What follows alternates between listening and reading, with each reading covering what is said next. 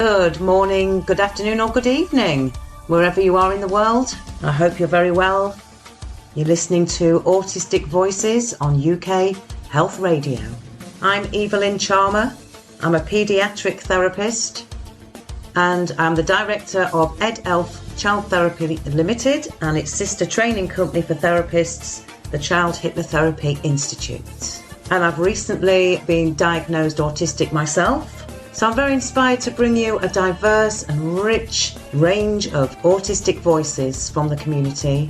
People who are diagnosed, people who are not diagnosed, people who work alongside and collaborate with autistic families or autistic adults, people who identify as neurodivergent. Please come and join the conversation. I'd love to hear from you. You can email me at Evalynne, that's EVALYNNE, at childhypnotherapyinstitute.com or contact me via the show. Thank you for joining me with Autistic Voices on UK Health Radio.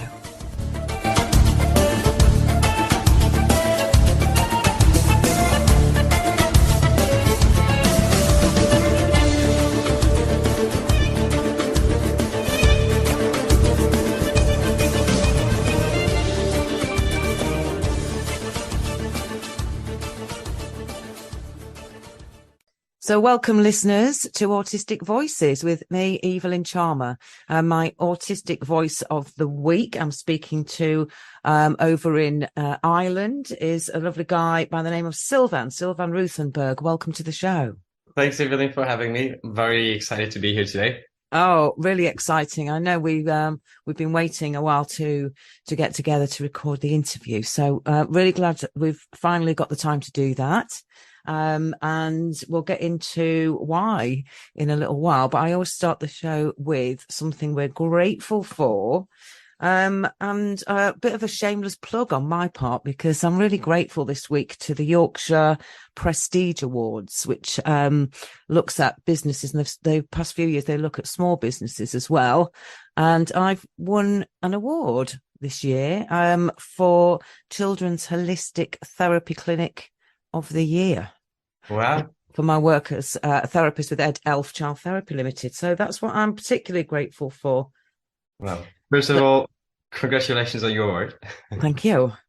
What am I grateful for? This week, I'd say, since I had off, grateful for being able to sleep in, just rest up. My best friend's birthday, it was on Thursday, so I spent his birthday with him. We went out for dinner. We've known each other for a very long time, so it's just always good to just hang out and be ourselves. Which we all know as statistics is not always as easy, but since we've known each other such a long time, it's just good to be me, and literally take all the masks off and just enjoy, really. Oh, that's great, isn't it? When you can do that and you're with someone who you feel comfortable enough to do that. If you can hear noises in the background, listeners, my dog is kind of shaking and moving around. So apologies for that. Okay. So, Silvan, you describe yourself as, and now I love this, an adaptive autist and ADHDer. So, first of all, tell us a bit about that. So the Adaptive Autist, I came up quite a while ago, because most of the times when you read about autistics or people with autism, whichever one prefers, it always says that we are very prone to have strict routines, and we have hard time adapting and getting out of those routines, etc., etc. And if I've understood one thing by now, with having interacted with a lot of other autistics in my community, that's far from the truth. It's like the complete opposite. It's like having to manage and live your life in a neurotypical world requires constant adapting, constantly to be able to adapt to change. And so I kind of wanted to break with that stigma. And secondly, because I have ADHD, my brain sometimes does the complete opposite. So I have to adapt to my own brain most days anyway. And so it sparks a lot of questions It's a bit provocative, but that's really also the key point of it. When I talk about provoking people, it's not to upset them rather than giving them an impulse to think and reflect and take a different perspective on things, really.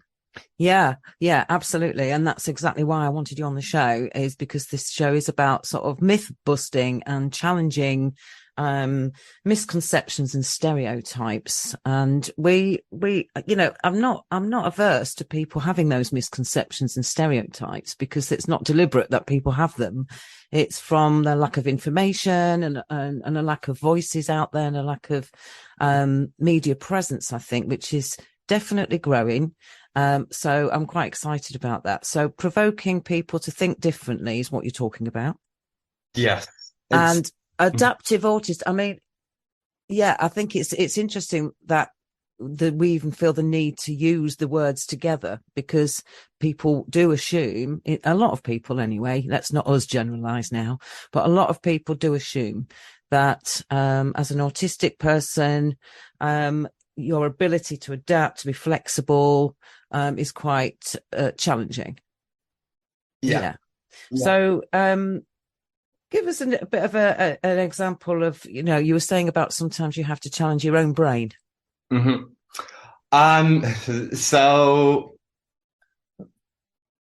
I think the best example that I give, which I had to learn to use both sides of my brain, so to speak, is I have ADHD and I have an excessively terrible spatial memory, i.e. I'm the kind of person that loses his house keys or whichever item you most need when you leave the house.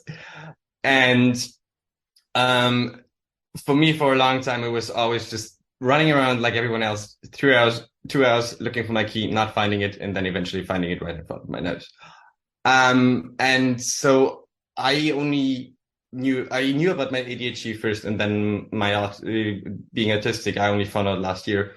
So nowadays, the adaptation is really misplacing the house key, and then because I have an extremely good visual memory, just basically rewinding the movie in my head to the last point that I had the key in my hand, walking over to that location and usually finding it there. So that's me having to adapt, or I can't be overly orderly for a long time. So I can clean up my room. I'm very tidy, but then eventually I have those moments when I'm like very focused and not paying attention, and then, well, my room's gonna end up a bit chaotic. So for a long time I tried to be like, put my socks together, like do everything neatly and tidily, and then eventually ended up saying, okay, this is not gonna work. So let's just not do it. So I just adapted my wardrobe so it would fit my needs. So I would downfold my shirts. They're all on hangers, for instance, just so it gives me the opportunity to be a bit more orderly without having to make the effort. So that's like two examples of how I have to adapt to myself. Yeah, fantastic. And you also describe yourself as an innovator and a strategist. So do you want to tell us a bit more about that? Yeah. So strategy this is largely business focused on one hand. What I try to do when I talk about innovation and strategy is society, adapting, changing society so it is suitable for everyone. And then also for me, because I work in a multinational myself, finding ways and pathways to get my community into the mainstream work life, so to speak, because a lot of them don't even have a job. And then that's showing that will be a pool of innovation, and that in itself will advance not only society but the company. And after all, companies still want to make money, so they need to understand that they have to invest, but there's also going to be a return, not only financially but also socially.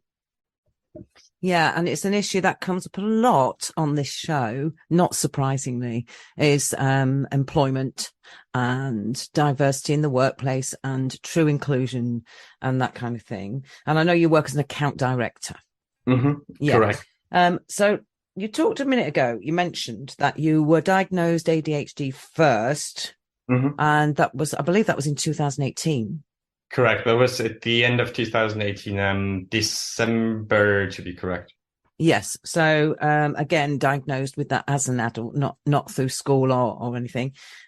So just tell us a bit about your journey then, from that sort of diagnosis through to your autism diagnosis last year, and then now, up to now. So when I got my ADHD diagnosis, I was actually still living in Switzerland. I was working in a bank. 2018 for me was very turbulent year, let's say. There were a lot of things coming together, and apparently that had some imbalanced my brain to an extent that I was studying at that time remotely, and I had already done 1 year, and it was completely fine. And I was sitting down to study, and I wouldn't be able to read 2 pages of a book and remember a single word. Whereas I'm hyperlexic, so usually for me, reading 100 pages of a book would cost me an hour, and I would still remember everything. Or most of it anyways. And it just didn't work. And so I went to a therapist, started taking medication, then moved from Switzerland to Ireland, for LinkedIn, for my current job, and, started, doing coaching with an ADHD coach. So that got me a lot of value in terms of self-awareness, how to, find my triggers, etc., etc. And then COVID hit. And unfortunately, COVID hit me too. So I ended up having long COVID. I ran around with it for almost a year without even knowing. I guess that had in part to do with my neurodivergence and being able to just ignore a lot of things. And then I wasn't very well. And on a day that I had to go to a new psychiatrist, because my old one retired, to get my medication for my ADHD meds, I wasn't really having a good day. So work wasn't great. I had to spend a lot of money just to get my pills. Went in there with a very grumpy mood. And I always jokingly say I was like a textbook autist that day. I looked at the wall. I didn't speak to him. It was very monotone voice, like everything you would find in the DRM probably. And we spoke for an hour, and then he gave me my prescription, and then he said, "Oh, by the way, not only do you have ADHD, but you're autistic." And at that time, I was like, "Yeah, whatever, I don't care." I really didn't at that moment, and then my health situation deteriorated, and then I kind of started looking into it. I actually, for the first time, read the report he had written. And I recognized myself a lot in that report. And so that's when I started putting things together, looking back, looking forward. And that's basically how I ended up here. I am, in the sense of, I disclosed my neurodiversity to my employer in December. And I also realized got a lot of good feedback, but I also realized there was a lot of not knowing about a lot of things, not understanding. And so for me, I was really then saying, okay, I am in a position where I can talk because I'm disclosed, I'm open about it. And so I started doing that. And that's how I kind of also started being an advocate at some point. And then by pure chance, when I started doing some advocacy work, and posting stuff on LinkedIn, I got connected with a lot of, well-known, autistic advocates, such as Sienna Castellon, for instance, Charlotte Whaler. And that's also, I think we're going to talk about this a bit later, where we did some events together, all around, just talking about autistic people, autistic voices. Was basically an event run by artists, and it was just all autistic, panelists. Yeah, we're going to talk about that after the break, now that you've introduced it so beautifully. So we're going to listen to one of your chosen songs, because I know another thing that's really helped you and you're very passionate about is meditation. It is indeed. So you've chosen, for one of your chosen songs, one of your favorite meditation songs. It's Parallel 6 Quartet. Quartet. Yeah. Thank you. UK Health Radio, the station that makes you feel good.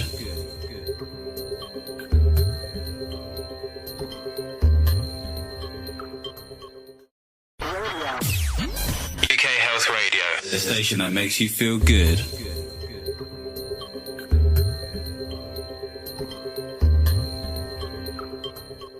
Okay, welcome back, listeners, to Autistic Voices on UK Health Radio.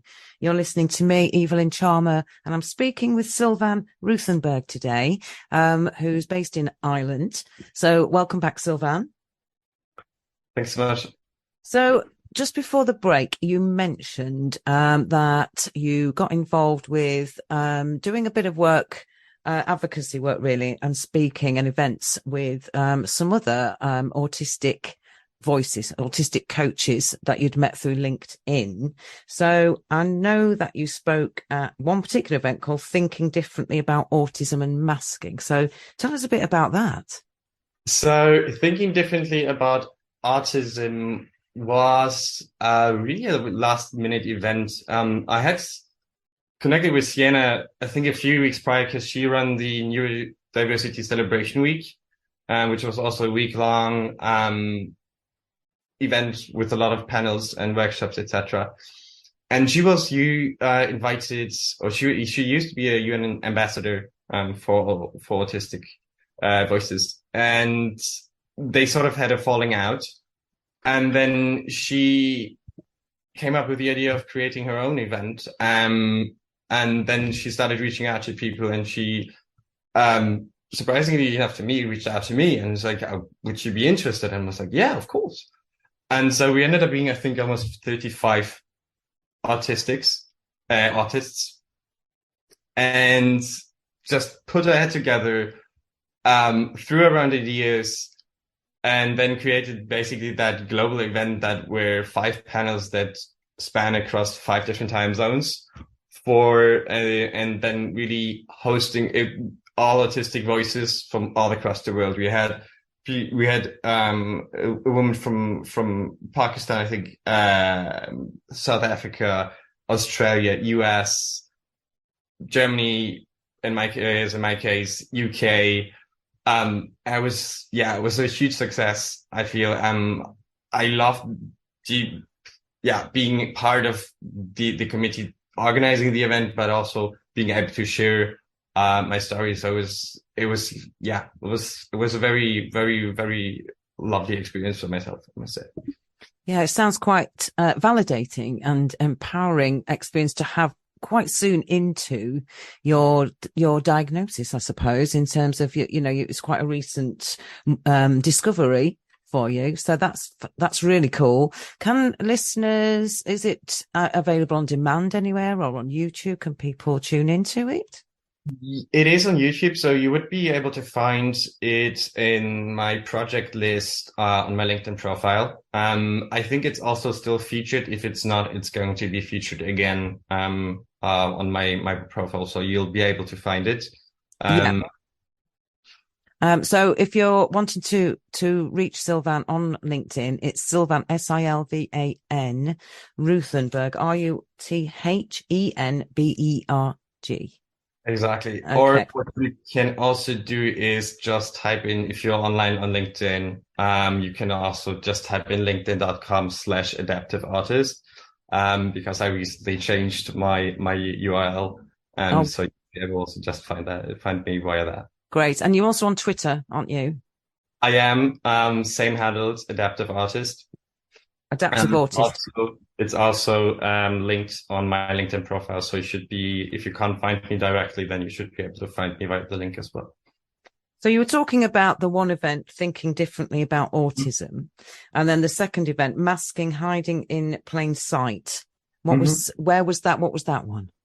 That was hosted by Scott, who is disabled himself, and he also runs a podcast via CIC, All for Inclusion. And he had asked me whether I'd be interested in talking about masking or demasking, really, because we had spoken, or I had spoken on LinkedIn about it, And I also, during, I think thinking differently about autism, it came up a lot. So it was for a while a very strong topic. And I said, yes, definitely interested, because I feel it's very important, especially for non-autistic people, to understand what it means, what it is, and how it shows. And so I was very happy to be able to speak about it. So that podcast was really all about three people sharing their experiences later as a late diagnosed, and yeah, how we see masking, how it affects us, etc. Yeah, well done, Scott. Because, and Scott, if you're listening and you want to come on the show and talk about your podcast, you're more than welcome. There seems to be some really interesting stuff popping up now, podcast wise, and you know, and out there on social media in general, which is just so exciting. Yeah. So yeah, if anybody else is listening who wants to come and talk about their stuff, please do get in touch with me via the show, or also on LinkedIn at UK Health Radio. Definitely going in the right direction, aren't we? Which is really, really good. So you've been diagnosed at a really exciting time for neurodivergence, Silvan. So welcome to the tribe, really.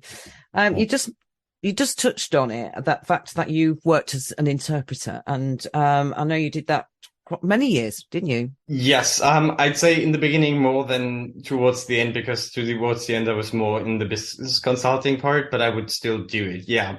So my initial career path would have been something completely different. But because of health reasons, I had to skip that part, really. I used to be an acrobat and martial artist and wanted to go more on the creative side, really. You've thrown that in, because I wasn't aware that you used to be an acrobat.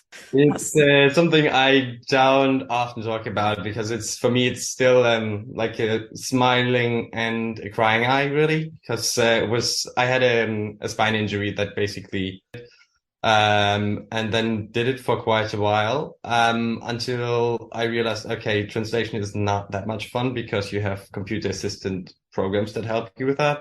So I focused a bit more on the interpreter part. So I didn't do simultaneous interpretation rather than consecutive. So one would speak a few words, a few sentences, I would translate, vice versa.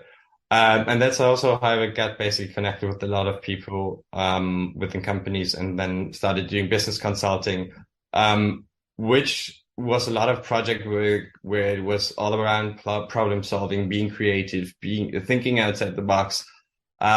Which I was really good at. Just at that time, I didn't know why. That's the key that I found out last year, I guess, or over the past 3 years, really.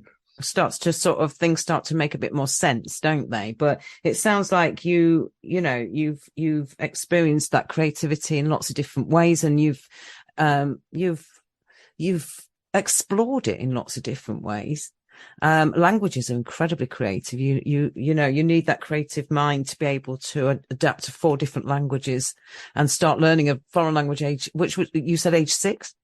What was the first language you learned at 6? Spanish, actually. Spanish, yeah. So now you speak German, English, Spanish and French, yeah? And Brazilian Portuguese, although that is not as good as the other languages, because that's the last language I learned. But I am actually now at the point that I want to learn 2 more languages. I haven't fully focused on the second one, but one of the languages will be Hebrew. Wow! Just because it's a very old language. Yeah. I find the way that they write very interesting. And yeah. I can't really tell you why. It's like something that tells me yeah, and that's it. It's a burning desire, and I think it's amazing. I mean, let me know how you get on with that, because I can't even imagine. I loved languages at school as well, and now I know why. But I can't even imagine how you approach learning something so alien a language as Hebrew. So that's really intrigued my curiosity. UK Health Radio, the station that makes you feel good.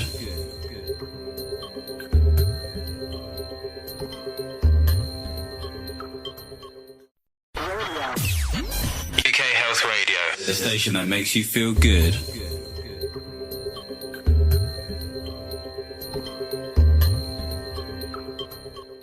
Welcome back, listeners, to Autistic Voices. I hope you enjoyed the Piano Boys there. Thank you for introducing me to them, actually, Silvan, because it's not a group I've been aware of before. So tell us a bit about your passion for that kind of music. So piano music, classic music is something, sometimes I'll use it for walking, focus work, or just walking down the street while everyone else is doing their thing and me with my earbuds. You will most of the time see me with earbuds in my head, in my ears, and just feeling like an alien, like you often do as an autistic person anyways, and just listen to the classic music and just see everything happening and unfolding around me. And it gives a very funny contrast, but it also refocuses my mind on different details. Like music's always been something that's been all around me. I use it for meditation. I use it for cleaning. I use it for work. I use it as a timer when I go, because I love taking very long showers and sometimes I don't have the time. So whenever I am short on time, I usually will play a song or a set of songs and I know exactly how long they take. So it kind of gives me the timing to when I need to switch out of the shower to get ready, to get dressed, and then be out the door by the time I have to. So yes. Now you're a bit of a water baby as well, aren't you? I noticed on your, I think it was on your LinkedIn earlier today, a post about ice baths. I am. So the ice bath part is something I used to do when I was very young as well. And I've recently, over the past few years, have started going back into it. It's most of the times it's an ice cold shower in the morning after having a very hot one, because I love hot showers. And if I need a stronger reset and I don't have the opportunity to go to the open sea, which I most of the times don't, because most people are too afraid of the cold, I just put a lot of ice cubes in my bathtub to fill it up with water, and then just sit in for 15-20 minutes. And I make sure that at least for about 2 to 3 minutes, my head will be submerged in the water, because that's the part that really resets me. Not only mentally, but also physically. It's like everything, my metabolism, my breathing, everything really improves. And it's very good for like the night after I do it, I sleep like a baby, really. So what would your advice be to anyone out there who thinks, oh, I might try that? So you think, do people need to really get the okay from their GP, make sure that they've not got any issues that would mean that it wouldn't be safe for them to do so? I'd probably say yes, if you know that you have health issues that might, but I guess especially in around blood circulation, I'd be careful and say, okay, go to your GP. Generally, it's healthy for pretty much every person. But again, if you have health issues, go to your GP, ask him whether you can do it. And then it's really getting into it. It's a habit building. So I feel it's been out there from a lot of people as well. It's called the Wim Hof method. Yes. So what you do is you take your normal temperature shower, and then you start breathing quickly, like. And while doing that, you basically imagine that the water that you're carrying, which is still warm at this stage, is starting to turn cold, down to the temperature that you will have it eventually, and then start turning. And I usually do it in one go. Some people do it slower, but I just turn it ice cold in one go. But my mind already knows it's gonna be cold, so it feels less cold and it's less shocking, really. Yeah. And then you start out with 30 seconds and then just start increasing from there, really. And you said that you feel it gives you a physical and mental reset that you don't get anywhere else, really, including your metabolism, your mental health, your breathing, everything.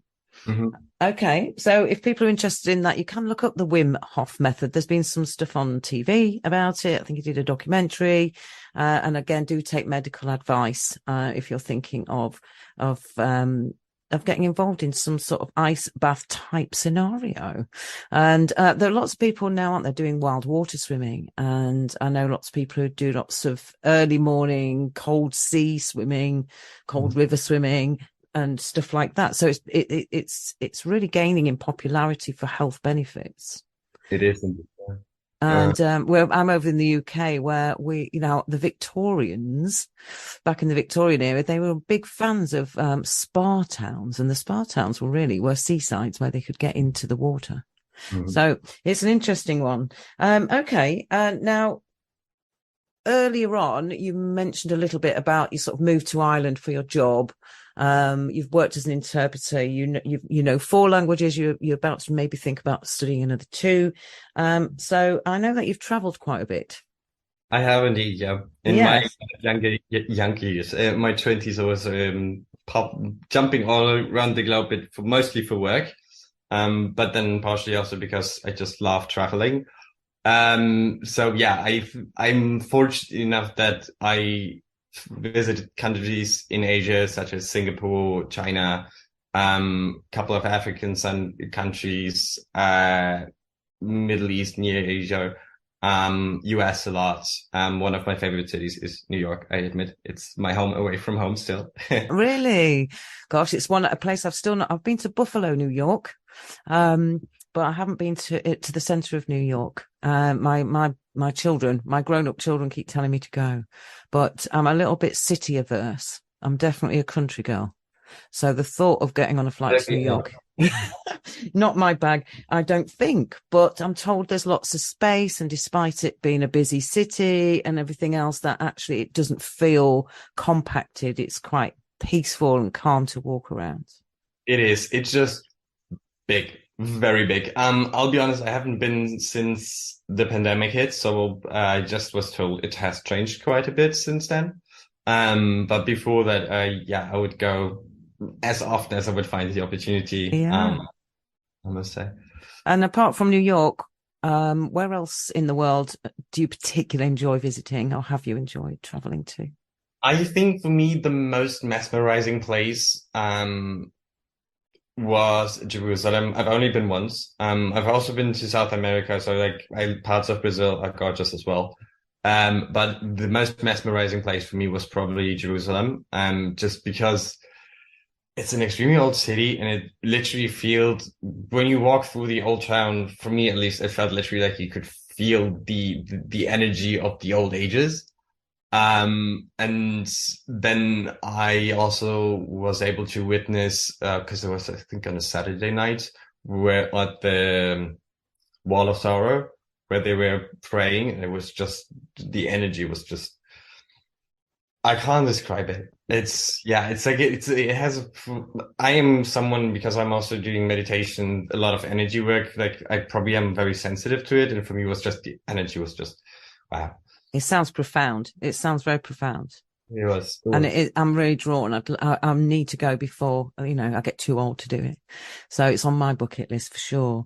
And I did send you some information, didn't I? One of my previous guests, Alex Stratikis. If you're listening, Alex, hello. I don't know where you are in the world, but we must touch base. He is also autistic, and he's got a small funded program going on called Autism Adventures Abroad, where he's trying to help other autistics to access travel, and find out and get tips about how to make that a bit easier and a bit easier to navigate and get around. So shout out to him. But also, I was wondering about yourself. You talked about a lot of your travel happening in your younger years. I'm assuming that was pre-diagnosis. Yes, largely. I mean, my ADHD diagnosis was pretty much towards the last year, where I was still doing a lot of traveling. It has less to do with the fact that of the diagnosis, I feel, rather than because it was really the pandemic. And then Yes. my personal aftermath that kind of prevented me from going back to the regular amount of traveling. I'm doing a bit more nowadays, but it's still it's different. And for me, it was also for a while, at least especially last year, was just because health-wise it wouldn't have been possible to travel. So like this year in summer, it was the first time in I think almost 2.5 years that I did a like actual relaxing vacation. Yeah, good for you. And it sounds like the pandemic, the COVID really hit you hard, and like it has done for so many people. So I'm glad you're on your path to recovery from that. And I hope that you continue to, improve health wise. But I was just wondering, my last question to you really then, would you have preferred to have known earlier on in your life about your neurodivergence? I get that. I think I guess most neurodivergents get asked that question a lot, and sometimes I feel yes. Most of the times I feel no. So for me is partially I'm grateful that I didn't get the diagnosis when I was a kid because I'm German and I grew up in the 90s. And back then, ADHD and neurodiversity wasn't really a thing. So what would have most likely happened to me is that I would have ended up in some special school, and be most likely treated like someone who doesn't understand how to properly learn, etc., etc. And I was always very, very good at school. So on that end, I'm grateful that I didn't. And when I get my ADHD diagnosis, I did have those moments, and I heard a lot of neurodivergent or late diagnosed have that, looking back at situations and say, oh, if I had known, I would have acted differently. I would have been different, da, da, da, da, da, da. And I had those moments as well. And then I realized that it wasn't going to help me because first of all, it's past. And second of all, it was tearing me apart really. And so I spoke to one of my mentors and he said, well, you know what? It's not bad to look back. But how about you take a different perspective on it and just instead of beating yourself up that things didn't work out the way you wanted to, look at those situations and see what you can learn from it. And that's basically what I did. So I went back into it and was like, okay, this is this. That's what triggered me. And that's also a large part, I guess, through my ADHD coach, just looking at those situations, and look more at triggers, look more at behavioral patterns that you're comfortable or not comfortable with, and then start adjusting those. And with the autism diagnosis, I already had that mindset, so I was really just looking and picking out the cherries, such as realizing, okay, that visual memory is something that I don't have to hide, quite the opposite, but just start actually using it. So for the first time, like with having the complete picture, as I say, about my neurodiversity, I feel for the first time I'm using my full brain. I'm still like far from where I feel I could be, but it's like just allowing myself to have that spiky profile really and really leaning into it. I think that's brilliant and really good advice as well for people out there listening who might be struggling with this or might be wondering how to adapt to their newfound discovery of neurodivergence themselves or somebody they love and know, is to really, I love that. Embracing that spiky profile, leaning into it is great. And it does, I only found out last year too that I'm autistic, and I'm kind of going, I can actually really utilize now. It's sharpened my focus, I suppose, on how my brain works and how I can really utilize that for the good of others and myself. And it's been quite an eye opener. It is, and stuff I've maybe took for granted in the past or masked and thought, that's a bit odd. No one else seems to be thinking like that. I'm now a bit like, well, that's because we're all different, and I'm going to own it. And I'm a lot more sort of comfortable in my own skin, for me personally. So that's really good to hear you say that. So just remind our listeners then, Silvan, of how they might find you on LinkedIn and or Twitter. So finding me on LinkedIn is either typing in my name, so it's Silvan, Silvan Ruthenberg, or you just type in linkedin.com/Adaptive Autist. And my Twitter handle is also Adaptive Autist. So you should be able to find me. And I guess when the episode comes out, you'll be linking my profile for those who haven't been able to follow right now.